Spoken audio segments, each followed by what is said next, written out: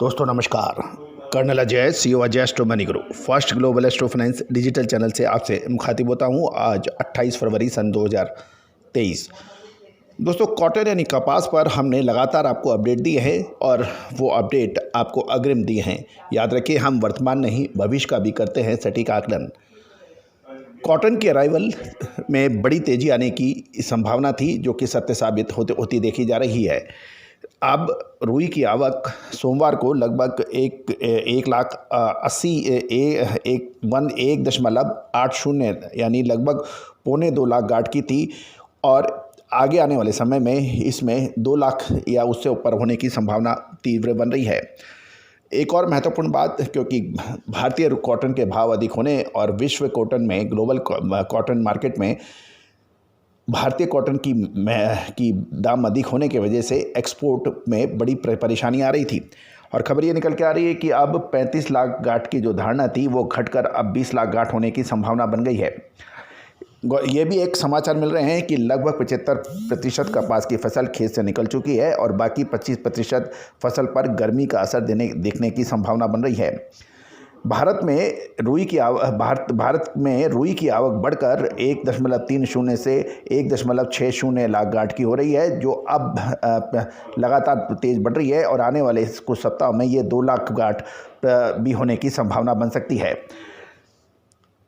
दैनिक आवक यदि 2 लाख गांठ की बनेगी तो इससे जिनिंग फैक्ट्री की एक्टिविटी बढ़ने की संभावना बनेगी और जिनिंग अब यदि पड़ते पे बैठेगा तो अब जिनिंग फैक्ट्री भी अब रुई का स्टॉक कर सकते हैं।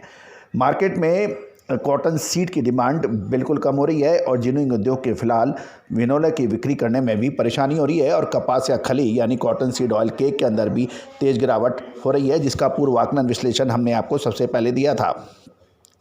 ज़्यादातर स्पिनर्स ने अब रुई का स्टॉक करना चालू कर दिया है, क्योंकि अब भाव धीरे धीरे पड़ते में आ सकते हैं। साथ साथ टेक्सटाइल उद्योग में भी सूती यान की डिमांड अच्छी बन रही है, यानी कॉटन की डिमांड धीरे धीरे बढ़ने की उम्मीद लग रही है। रुई का भाव अब धीरे धीरे बढ़ भी सकता है, क्योंकि रुई के निर्यात की डिमांड अब छोटे पैमाने पर शुरू हुई है। आगामी सप्ताह रुई का निर्यात बढ़ने की पूरी संभावनाएं बन रही हैं। गौरतलब है कि टेक्सटाइल और स्पिनिंग यानी कॉटन यान की डिमांड अब आने वाले महीनों में लगातार बढ़ने की संभावना बन रही है। जबकि मल्टी कमोडिटी एक्सचेंज पर जब रुई का वायदा शुरू हुआ था, उस समय हमने यही कहा था कि किसानों को आशा है कि एमसीएक्स के भाव बढ़ने से गेहूं के कॉटन के भाव में तेज़ वृद्धि हो सकती है, लेकिन वैसा देखने को नहीं मिल रहा है और एमसीएक्स के ऊपर वॉल्यूम भी बहुत कम है। लेकिन हेजिंग करने के लिए एमसीएक्स का वायदा बाजार एक महत्वपूर्ण रोल अदा कर सकता है। पिछले सप्ताह कपास की तेज आवक बढ़ने से लगभग 300 रुपये की गिरावट दी थी और कपास के भाव 83 रुपये से घटकर 8,000 रुपये हो गया था।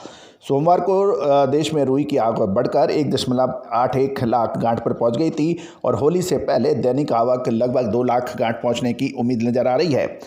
कपास के भाव घटने के साथ बिनोला के भाव गत सप्ताह लगभग 300 रुपये और बिनोला खली के भाव में भी लगभग 200 से 250 रुपये घट गए थे। किसानों के पास अब कपास सुरक्षित रखने का धीरे धीरे टूट रहा है, क्योंकि गर्मी की मात्रा बढ़ रही है और इसके कारण कपास में जीवाणु बढ़ने से परेशानियां हो सकती है। और इसके अलावा कुछ सेंटरों पे भारी गर्मी से कपास में आग लगने की भी छोटी मोटी घटना की भी सूचना मिल रही है। पंजाब, हरियाणा और राजस्थान में आगामी 10 से 15 दिनों में कपास की नई बुआई का सीजन शुरू होगा। इससे किसान बेचेंगे। गुजरात, जो कि कपास उत्पादक का एक प्रमुख राज्य माना जाता है, गुजरात में फिलहाल 3.50 से 4 लाख मन कपास की आवक हो रही है, क्योंकि किसानों के पास अब कपास सुरक्षित रखने में थक गए हैं। किसान परेशान हो चुके हैं। सीजन के 5 महीने किसान अच्छा भाव प्राप्त करने के लिए लगातार प्रतीक्षा कर रहे थे, लेकिन कपास का भाव बढ़ने के बदले लगातार घटा। इससे किसानों की आस लगातार टूट रही है। गुजरात में अभी किसानों के पास 55 से 60% सीजन का कपास पड़ा है और किसान की कपास की बिकवाली बढ़ने से भाव घटने की संभावना से इनकार नहीं किया जा सकता। फिलहाल किसानों से डायरेक्ट खरीदे जाने वाले बेस्ट कपास का भाव लगभग प्रति मन 1600 से 1650 रुपये है, जबकि ये जो भाव उनको बहुत कम मिल रहे हैं और किसान इसके लिए तैयार भी नहीं हैं। लेकिन किसानों के पास अब कोई बहुत बड़ा ऑप्शन नहीं है, अतः वो लगातार बिकवाली कर रहे हैं। आगे आने वाले समय के अंदर अगले 10 से 15 दिन कपास के लिए बहुत महत्वपूर्ण साबित हो सकते हैं। किसानों द्वारा बेस्ट कपास बेचना चालू होने से कपास के भाव में और गिरावट की संभावना अब एक बड़ा प्रश्न लेके आ रही है। इस आगामी 15 दिन से 1 महीने में 3 से 4 बिंदु कपास के लिए इम्पॉर्टेंट होंगे। पहला, निर्यात की मांग निकलने से लगभग 15 से 20 लाख कॉटन बेल्स का निर्यात होना चाहिए। एक दूसरा महत्वपूर्ण यह है कि अब टेक्सटाइल और स्पिनिंग दोनों में पर्याप्त डिमांड निकलने की उम्मीद लगाई जा रही है।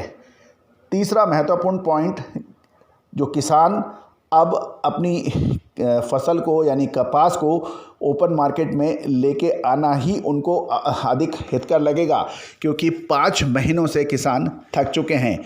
अब महत्वपूर्ण ये रहेगा कि जब कपास की अराइवल 2 लाख बेल्स की होती है पर डे, तो क्या भाव गिरेंगे। दोस्तों, हमारा आकलन हमेशा से बिल्कुल क्लियर रहा है कि भावों का अराइवल या डिमांड या सप्लाई से एक महत्वपूर्ण बिंदु अवश्य रहता है, लेकिन सिर्फ अराइवल बढ़ने और घटने से, सिर्फ डिमांड और सप्लाई बढ़ने घटने से भाव का आकलन लगाना मुश्किल होता है। याद कीजिए, साल 2021 में सीसीआई ने ज़बरदस्त उत्पादन की बात कही थी और लगभग सभी मार्केट विशेषज्ञ बाज़ार में गिरावट की बात कर रहे थे। सिर्फ और सिर्फ हमारा चैनल ही आपको लगातार अपडेट दे रहा था कि कपास के भाव बहुत तेज़ होंगे, और वो बहुत शानदार तेज़ी दिखाए। लगभग 110 यानी 1,10,000 रुपये प्रति कैंडी के भाव भी साल 2022 में देखे गए थे। उसके बाद मई और जून के अंदर हमने आपको अग्रिम अनुमान देते हुए कहा था कि कपास के भाव अब गिर सकते हैं। जो 1,10,000 रुपये प्रति कैंडी के भाव घटकर 60,000 रुपये रह गए थे। और दोस्तों, तो महत्वपूर्ण ये है कि आंकड़ों के आधार पर जब भी विश्लेषण किया जाता है तो अक्सर परेशानियां झेलनी पड़ती है। आने वाले 1 महीने में मार्च का महीना कपास के लिए बहुत महत्वपूर्ण साबित हो सकता है। क्या ये तेज़ी दिखाएगा या फिर मंदी? विशेष रिपोर्ट के लिए कीजिए संपर्क। All the very best, good luck, happy trading.